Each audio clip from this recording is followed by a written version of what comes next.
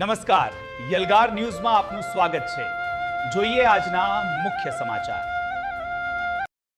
નમસ્કાર, હું ઇમરાન મિર્ઝા, યલગાર ન્યૂઝ છોટાઉદેપુર।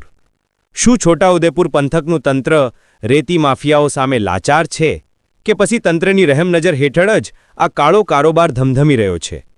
પાવી જેતપુરના વાંકોલ ગામે આજે કંઈક આવો જ સવાલ ઊભો થયો છે। ઓરસંગ નદીના પટમાં જ્યારે કુદરતી સંપત્તિની ખુલ્લેઆમ લૂંટ ચાલી રહી હતી ત્યારે ગામના લોકોએ પોતે જ મેદાને આવીને જનતા રેડ કરી હતી। સ્થાનિકોના મતે આ કોઈ પહેલીવાર નથી।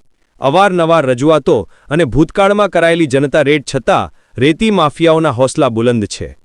તંત્રની ઢીલી નીતિને કારણે નદીનું અસ્તિત્વ જોખમમાં મુકાયું છે।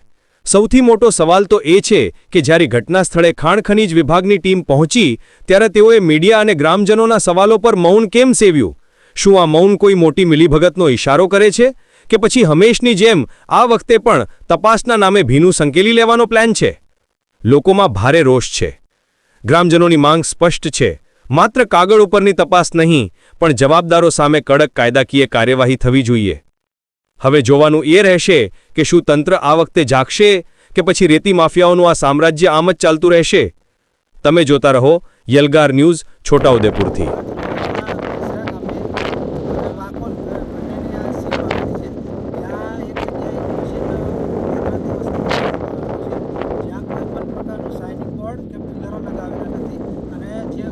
કરે છે માલિક દ્વારા એવું કહેવામાં આવે છે કે અમારો આ લીગલી બ્લોક છે અને અત્યારે અહીંયા સ્થળ પર કોઈ પણ પ્રકારનું સાઇનિંગ બોર્ડ કે પિલર લાગેલા નથી, તો અમારે ગ્રામજનોએ કેવી રીતે માની લેવું કે અહીંયા આ લીગલી પ્રવૃત્તિ ચાલે છે?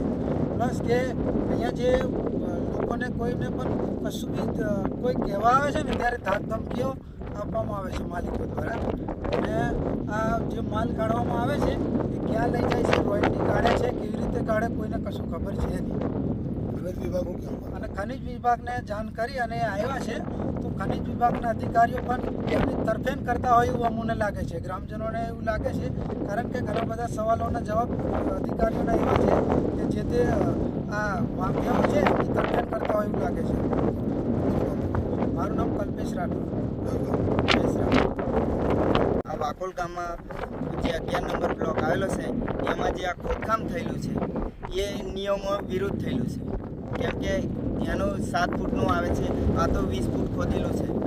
અને આ જે આ મશીને જે આવેલું છે હમણાં જે આ પિલર પણ મારેલા નથી ને આ મશીન પણ સીઝ કરવાની વાત નથી કરતા એ લોકો ખાણ ખનીજવાળાઓ।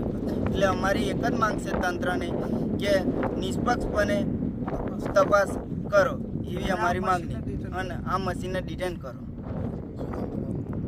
રાઠવા નિતેશ।